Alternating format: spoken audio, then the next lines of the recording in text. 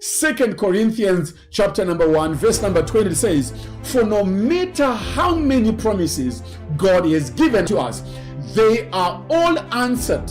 They are fulfilled." Other translations, they say they are a yes in Christ Jesus. It simply means they are fulfilled in Christ Jesus. So in other words, where God gave the promise of protection, that promise was fulfilled in Jesus Christ.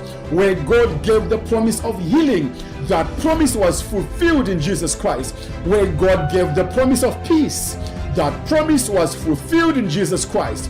Where God gave the promise of salvation, that promise was fulfilled in Jesus Christ.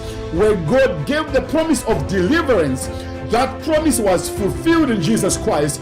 Where God gave the promise of guidance, that promise was fulfilled in Jesus Christ.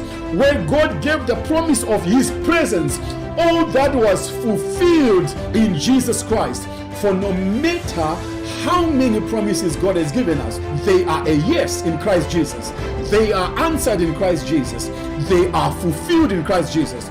But do you know that we have a number of believers who received the promise that was fulfilled but cannot experience that promise? Why is it so? It is because there is a difference between having a promise fulfilled and you experiencing it. Remember, I said it is God's responsibility to fulfill what He promises, and this is what makes Him faithful, because He honors His word.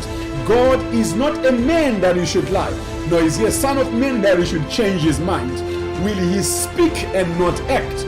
Will He promise and not fulfill? Now, what tends to stand between the fulfillment of a promise and you experiencing the promise is unbelief.